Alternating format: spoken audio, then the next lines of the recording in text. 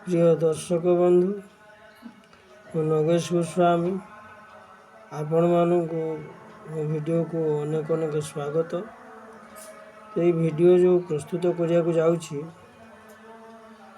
जे गोटे नीति श्लोकरू यदि ये वीडियोटी आपण को पसंद लगे आप लाइक सब्सक्राइब करेंगे।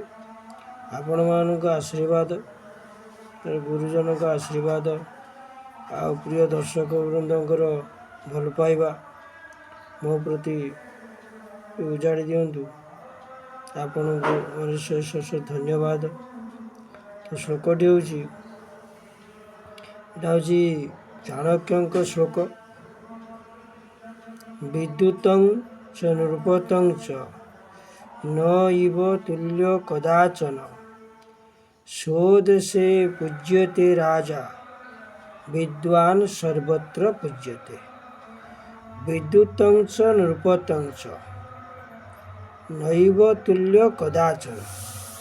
तार अर्थ होची विद्वान व्यक्ति आउ जड़े राजा नृपत माने राजा को एका संगरे केबे तुलना करा जाई पारे नाही।